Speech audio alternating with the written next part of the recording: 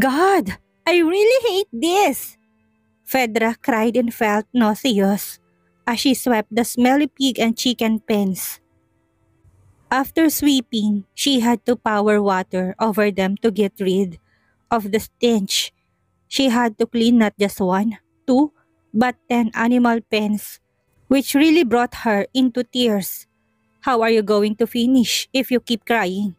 You better hurry up, miss. You have a lot of work to do. Inis na sabi ni Zane. Kanina pa niya pinagmamasdan ng babae at halos wala pa ito sa kalahati ng dapat nitong gawin para sa araw na yon. Hindi niya alam kung saan napulot ni Miss Seiko ang babaeng ito pero nayayamot na siya dahil napakaarte nito at puro reklamo. Miss Seiko also did all the work while volunteering at the foundation but they never heard a complaint from her. Pinukol ni Fedra ng masamang tingin ang lalaki na kanina pa nagbabantay sa kanya. Shut up! Why are you watching me, ha? Don't you have anything to do with your life? Why don't you just help me if you want me to finish this quickly? Pabalang naman na sagot ni Fedra sa lalaki na kanina pa nakabantay sa kanya. Sinadya ba ni Camille Asuncion na pabantayan siya sa bruhong ito? No way, Miss Seiko's order is that you should be the one to do those things. Sagot naman ni Zane sa babae. So just be quiet instead of criticizing me for what I'm doing. Is that okay? Inis pang sagot ni Fedra. Nagkibit-balikat naman ang lalaki at hindi na nagsalita pa. Sa loob-loob ni Fedra, gusto niyang isumpa si Camille Asuncion dahil sa pagpapahirap na ginagawa nito sa kanya. After her Kuya Sergio sent her abroad because of what she did before. Now she's suffering again because of that bitch. The fuck? She didn't know why her uncle suddenly sided with that witch. Was it because he had a grandson by that woman? Well, she admits that her nieces are very adorable. And although gusto niyang siraan si Camille Asuncion sa kanyang Kuya Sergio at sabihin hindi nito anak ang mga batang yun na hindi niya magawa. Those kids look exactly like her Kuya Sergio. And she knew her cousin wasn't stupid enough to not take a DNA test. Masama ang loob ni Fedra habang ginagawang mga bagay na yon pero wala naman siyang choice. Naisip na rin niyang makipag-ayos na lang kay Camille para hindi na siya mahirapan pa lalo pat mukhang nakuha na rin ito ang loob ng kanyang uncle grudge. She would just apologize for everything she had done to her since it had been a long time ago. But for now, she still hated her and she knew they felt the same way. So she decided to cool down for now and find a good opportunity to make up with her. Fedra glanced at the man guarding her again and then glared at him. How arrogant! He really let her do those things while he was just on his cell phone. Ang sarap ilibing ng buhay. Why are you looking at me?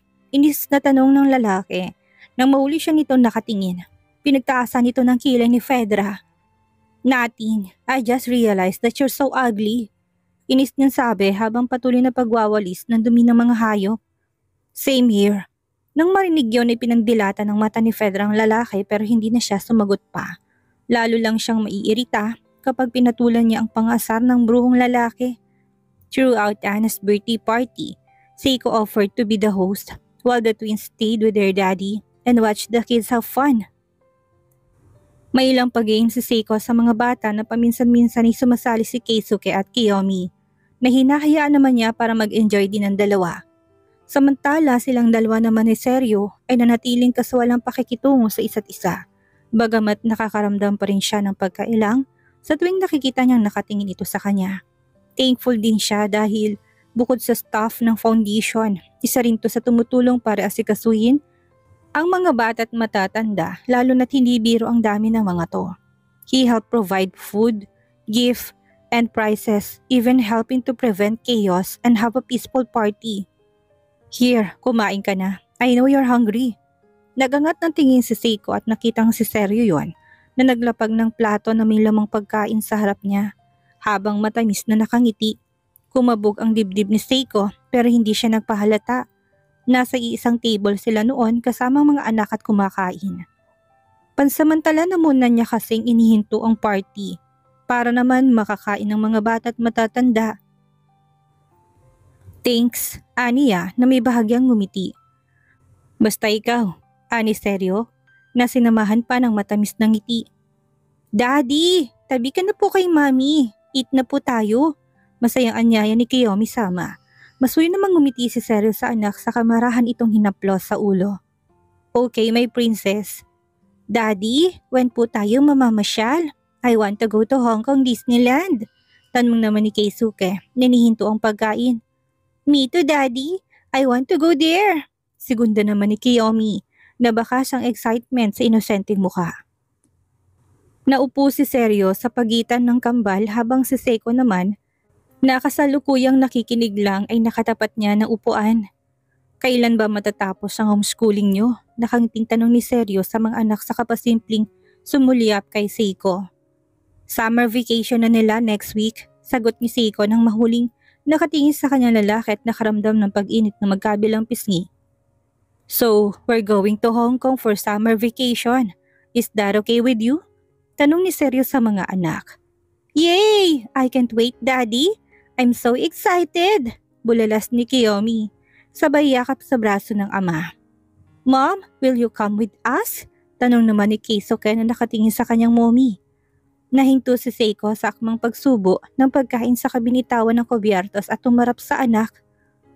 Kitang-kita naman niya ang excitement sa mga mata nito habang tinatanong yon. Seiko knows they are still young and don't understand their situation with their dad, but how can she tell them the truth? Mommy, please, come with us. I want the four of us to go there. Nakikiusap namang dagdag pa ni Kiyomi dahil doon sa muling napatingin si Seryo sa babae. Of course, kung siya ang tatanungin ay gusto niyang kasama ito dahil good opportunity yon para magkaroon sila ng time na makapag-usap at magkasama. Pero ayaw naman niyang pilitin si Camille kung ayaw nito dahil nare-respeto niyang mga ayaw at gusto nito. Mom, sasama ka po sa amin ni Daddy? Untag ni Keisuke. Mommy, please, sumama ka na po. Segunda naman ni Kiyomi na nag-poppy eyes pa. Lihim namang bumuntong hininga si Seiko. Mukhang wala siyang choice kundi pumayag na sumama sa mga to. Hindi naman kasi niya kayang tiisin ng mga anak lalo pat. Yun ang unang beses na magte-travel ang mga to, nakasamang kanilang daddy. Okay, fine. I'll come with you. Sa wakas ay sagot ni Seiko, dahilan para mapangiti si Seryo. Why are you smiling? Inis na tanong niya sa lalaki. Nagkibit balikat lang si Seryo pero halos mapunit ng labi nito sa lawak ng pagkakangiti. Nothing, masaya lang ako para sa mga bata, sagot nito. Talaga ba? Tanong pang muli ni Seiko na nakataas sa mga kilay. Of course, dahil makakasama na kita. I mean, makakasama ka ng mga bata. Tatawa-tawang tugon muli ng lalaki. Hindi maintindihan ni Seiko kung bakit bigla siyang kinabahan ng mga oras na yon. Tama ba ang desisyon niya? At paano naman, payagan kaya siya ni Seichi na sumama sa mag-aama? O baka yun ang mag-ugat ng kanilang misunderstanding? Do we need to let Seiko know about this? Kunot noong tanong ni Kyoto sa kanyang daddy, bumuntong hininga si Carson. Hindi niya alam kung dapat ba nilang ipaalam kay Seiko ang bagay na may kinalaman kay Hiroshi Sato na ngayon ay kilala na bilang Wei Chow o Mr. Chow. Ito ang taong may gawa kung bakit namatay ang pinakamamahal niyang asawa at kung bakit nawali siya ng matagal na panahon kay Seiko. He has multiple citizenships as Japanese, Chinese, and Filipino, so it was very easy for him to hide in the aforementioned countries. That's also why he had difficulty finding the man, because he changed his name and identity. And after more than 2 decades of hiding in China as Wei Chow, now he has returned to bring him down again. Hindi malinaw kay Carson kung anong pinaplano ni Wei Chow. Basta't ayon kay Kata na siyang nasa Japan at namamahala ng kanilang kumpanya, ay ginugulo nito ang kanilang car business. Sinasabotahin nito ang kanilang pag-export ng mga luxury cars sa ibang mga bansa. Ang ugat ng kanilang alitan ay nagsimula sa kanyang may bahay na si Rebecca. Ang totoo ay magkaibigan sila ni Hiroshi noong teenage years nila hanggang sa kolehiyo at nang dumating ang spring season, ay nakilala nila sa Rebecca na noon ay nagbabakasyon sa Japan para makita ang cherry blossom. Napakaganda ni Rebecca. Hindi maiwasang parehong magkagusto si Hiroshi at Carson sa babae. Ngunit nang umamin si Rebecca, sinabi nitong si Carson ang kanya nagugustuhan na hindi naman matanggap ni Hiroshi. Because of that, their friendship was ruined, which led to Hiroshi's deep hatred for him, especially when he and Rebecca got married. That's where Carson and Hiroshi's fierce rivalry began until he did something he never thought he could do. He kidnapped Rebecca along with Seiko, who was still a child at the time, which also caused him to lose the two people he loved most. No need. Ayaw ko mag-alala pa siya lalo na ngayong balak nilang mag-adak na mag-travel abroad. I don't want to ruin their vacation because of worry. Sagot ni Carson sa tanong na yon ng panganay na anak. Isa pa kasama nila si Sergio Reynoso. Pareho nating alam na kahit umiwalay na ito sa ama, marami pa rin ang natatakot sa lalaki at malaki pa rin ang impluensya nito. Dagdag pa ni Carson na ikinatahimik ni Seichi na noon ay kasalukuyang nakikinig lang sa mga nag-uusap. Alam niyang may tiwala sa kanya si Uncle Carson pero hindi niya alam na ganun din pala kalaki ang tiwala nito pagdating kay Sergio Reynoso. Besides, Seiko hadn't mentioned anything to him about their trip with her ex-husband while she had already told Uncle Carson about it. Hindi tuloy niya alam kung ano ba ang dapat na maramdaman ng mga oras na yon. Magagalit ba siya? Magtatampo? So if possible, don't mention this matter to Seiko because I don't want her to worry, iho. Biling pa ni Carson kay Seichi. Ako na lang magsasabi sa kanya pagbalik nila. Marahan namang tumango si Seichi sa sinabi ng matanda. I understand, Uncle Carson. By the way, nag-usap na ba kayo tungkol sa pag-alis nila na mga bata mamayang gabi? Usisa pa ni Carson sa lalaki. Hindi pa po, Uncle Carson. Kumunot naman ang noon ni Carson sa narinig. Really? Mamayang gabi ng flight nila, iho. Mabuti pa't puntahan mo siya. Nasa pool area siya at mukhang abala na naman sa trabaho. Okay po, Uncle. Tumayo na si Seichi at laylay ang balikat na naglakad patungo sa pool area. Mamayang gabi na palang flight ng mga to kasama si Sergio Reynoso. Pero hindi man lang nabanggit sa kanya ni Seiko. Well, they weren't married yet. Yes, and he knew she still had the right to make decisions for herself. But he wished she had at least told him about their plan. Hindi malalaman niyang mamayang gabi na palang alis ng mga to at wala siyang kaalam-alam. Hindi tuloy niya mapigilang magtampo sa nobya. Hindi rin siya tanga para hindi mahalata na simula noong magbalik sila sa Pilipinas at makita nito ang dating asawa ay nagbago na to. Pakiramdam niya, palagi itong umiiwas sa tuwing kasama siya. Lalo na kapag ex nitong pinag-uusapan. Nitong nakaraang araw lang, napansin niyang parang may malalim tong iniisip. Pero sa tuwing tinatanong niya, kung may problema ay palagi itong umiiwas. Nagsimula yun nang magpunta ito sa mansyon ng mga Reynoso para umattend ng party. Hindi tuloy maalis sa kanyang mag-isip na baka may nangyari ng gabing iyon na hindi lang nito masabi-sabi sa kanya. Hindi sa wala siyang tiwala kay Seiko dahil alam niyang mabuting babae ito. Kay Sergio Reynoso siya walang tiwala dahil kilala niya kung anong pagkatao nito. Oo, marahil ay nagbago na nga ito at malayo na to sa Sergio Reynoso noon. Pero nakikita niya sa mga mata ng lalaki na may nararamdaman pa rin ito para kay Seiko. Of course, lalaki siya, kaya alam niya ang galawan ng kapwa niya lalaki. Samantala, nang makarating si Seichi sa pool area, ay naabutang nakasubsob si Seiko sa laptop na parabang may isang bagay na tinatapos. When he peeked in to see what she was busy with, he saw that she was finalizing the designs that would soon be released for the summer edition of K-Fashion. Sandaling nag-alinlangan si Seichi kung istorbohin niya ito pero dahil importante ang bagay, na kanilang pag-uusapan kaya tumikim siya. Han, mahina niyang pagtawag sa nobya. Lumingon naman si Seiko sa kanyang likuran kung saan nanggaling ang malumanay na boses at otomatikong kumabog ang kanyang dibdib. Nang makita niya nakatayo doon si Seichi habang nakatingin sa kanya't matamis na nakangiti. Ewan ba ni Seiko pero sa tuwing nakikita niya ang fiancé ay kinakabahan siya na parabang natatakot siyang matuklasan nito ang kanyang tinatago. Han, ani Seiko sa nobyo na may halong kaba sa kanihinto ang ginagawa. Do you need anything? Usisa niya. Nawaglit na sa isipan ni Seiko na hindi pa siya nakakapagpaalam sa nobyo tungkol sa kanilang family vacation. Itinago ni Seichi ang mapait na ngiti habang nakatingin sa nobya.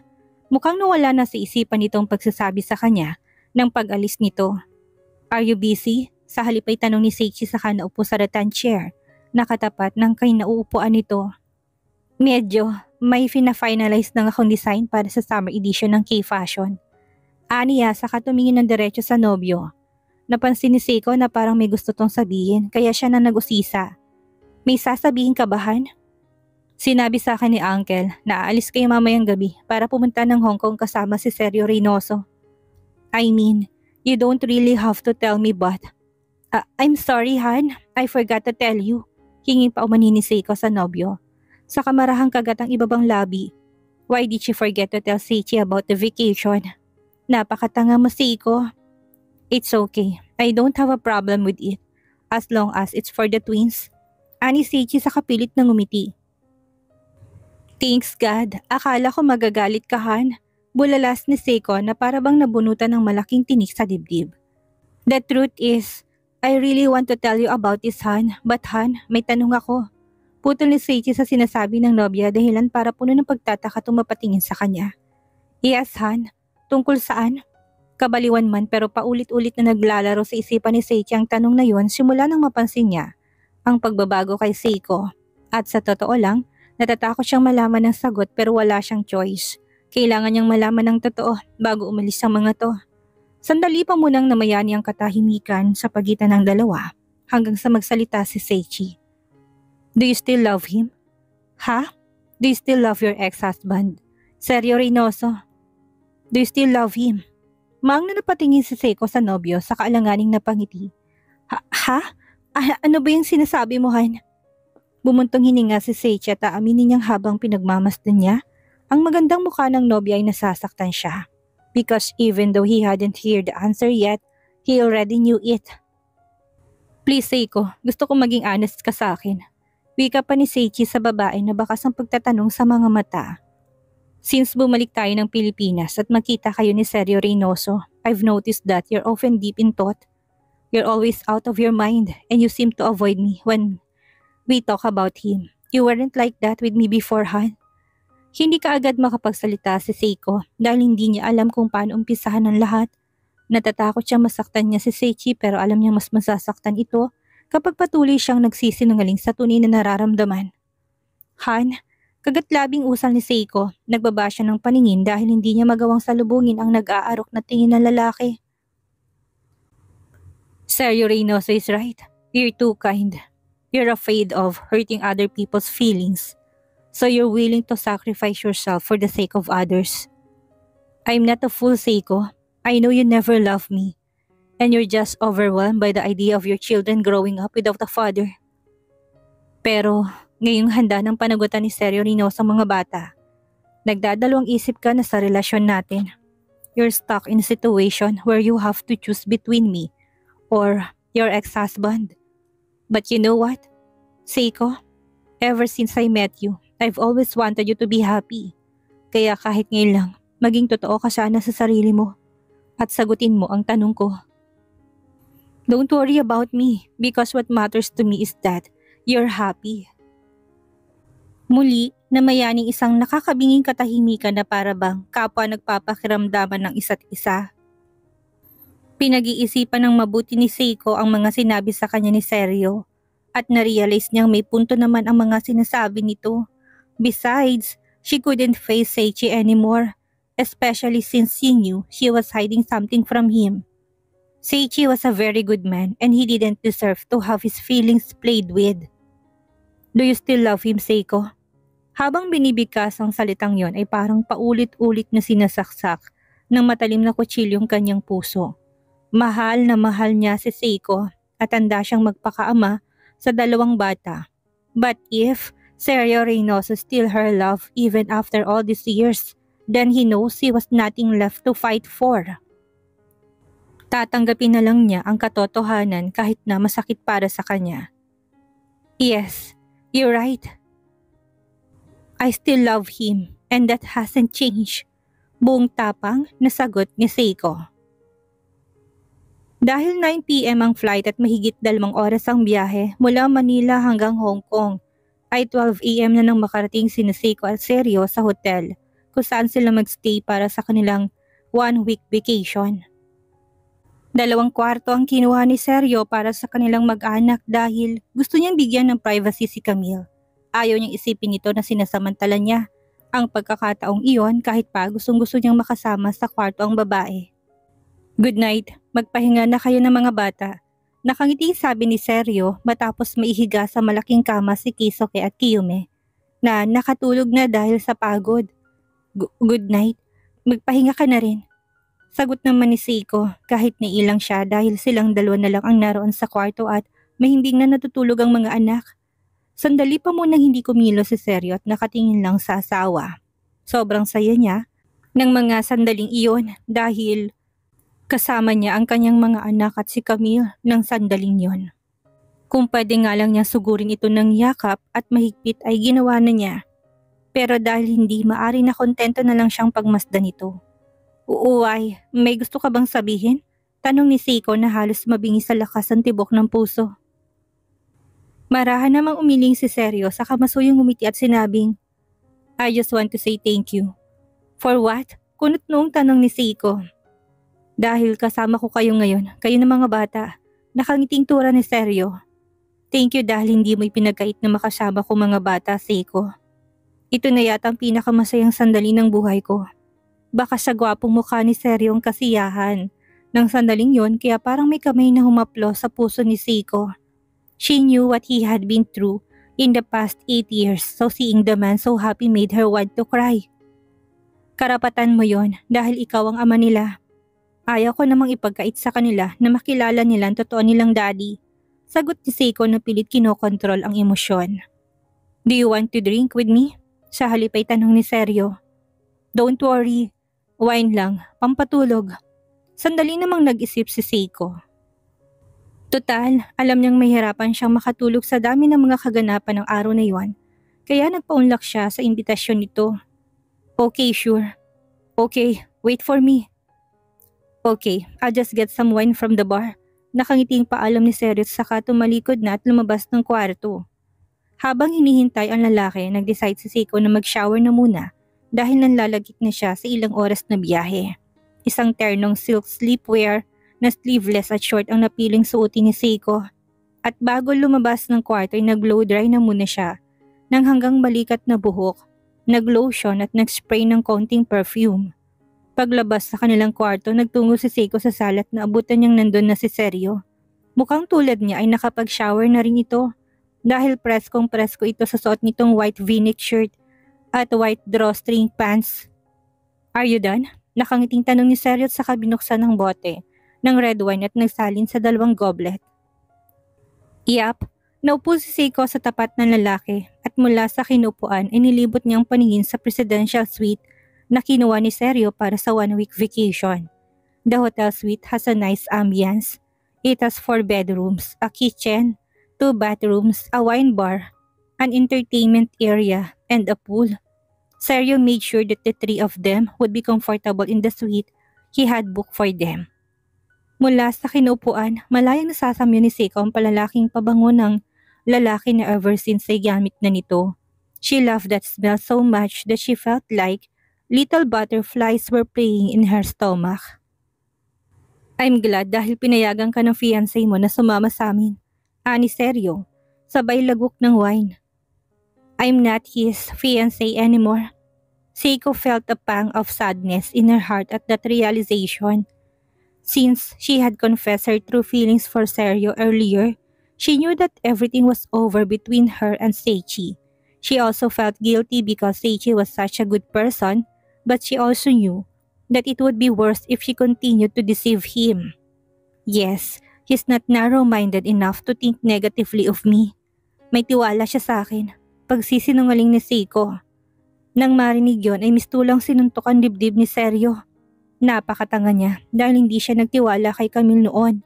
Kaya dapat na sa kanya ang nararamdaman niyang sakit ng mga sandaling yon. "I'm glad to hear that."